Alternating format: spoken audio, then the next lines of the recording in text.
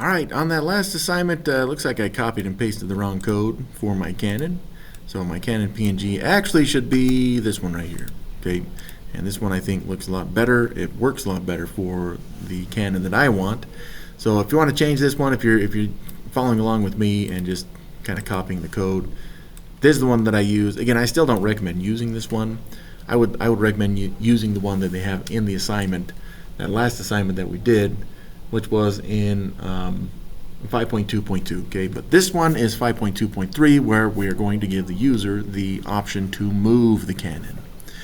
Now, since we want the Canon to appear to move just along the pole, what we're going to do is only change its Y value. Again, if we wanted to move its X, then we would give it some X values to change, but we're only giving it the user the ability to change its Y coordinate, the Y coordinates up and down.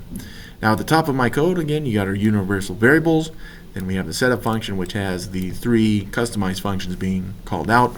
And of course, the customized functions are below the draw function, where we're going to be working today. And then of course, you can see the customized functions down here. Now, you may be wondering, why are we going to be in the draw function? Because we're not moving the Canon at the beginning of the game. It's not like it's part of the setup. We want the user to be able to determine the frame that the movement of the Canon will occur. So we're strictly inside of the draw function here. Okay, and again, I'm going to give myself some space. We're going to say here, we're going to move the Canon. And if you want to be more specific, we're going to say up or down. And now that we have that node in there, we can actually start giving ourselves the conditions to move the Canon. Now, think back to the golf game, right? How did we move the putter? Well, we made it so that the user could use the mouse to move the putter. On this one, we want to use a key from the keyboard. And they should be pressing the keyboard. Now, think about the statement that I'm going to make. If I press a key on the keyboard, then I would want the Canon to move either up or down. So it does come down to the conditional if statement. Now I'm going to have my set of parentheses here like this and my fancy brackets. Okay. But the if statement, what do I want to happen if the user does what? If they KB on the keyboard, if they're pressing, which I do not want to use presses because otherwise the user has to keep tapping on the button to move it. So I'm going to go with pressing, and then inside of this parentheses, we need to figure out what button they want. We would want them to press to move it up. I'm just going to use the up arrow for this one. But you can use any key that you want. In the past, I think I've used W or U for up, or even the space bar if you wanted to. But I'm just going to use the up arrow for this one. And then if that is true, right, if that Boolean statement is true, then what would we want to happen? Well, we'd want to take the Canon.y and make it the old Canon.y. But we're going to, now think about this. If I'm going to move it up in the Y direction, for our canvas, that means I have to subtract a value, and this value I'm going to choose to subtract is 1.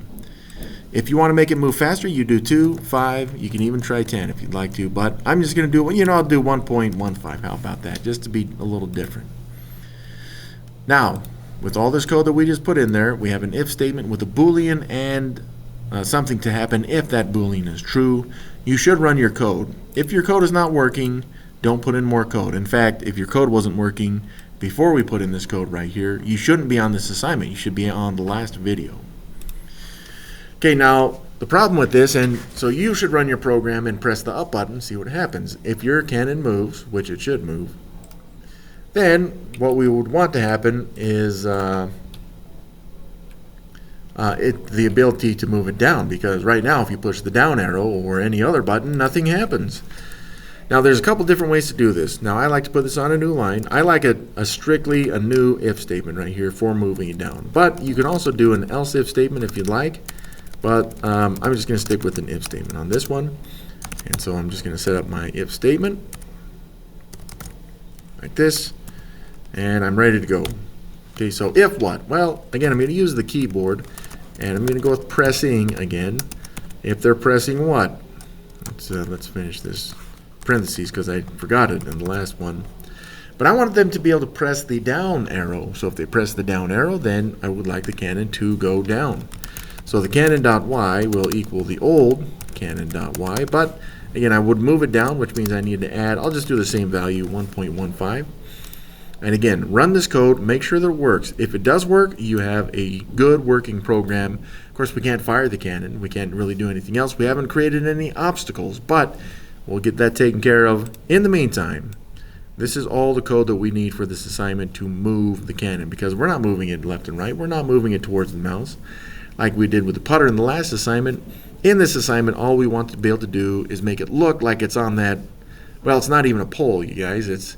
We call it a pole, but again, it's really just kind of a really thin rectangle that goes vertically on the canvas. So there's the code that we did. Again, if you need all the code, let's go back and take a look.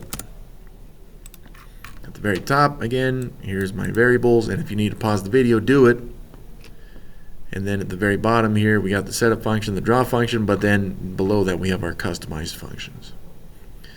Okay, well, that is this assignment. Not very much there, but again, we're just adding little bits and pieces as we go in our assignment, in our video game, in our project. That is what we call project decomposition. We want to do one small thing at a time and then add on to it as we go.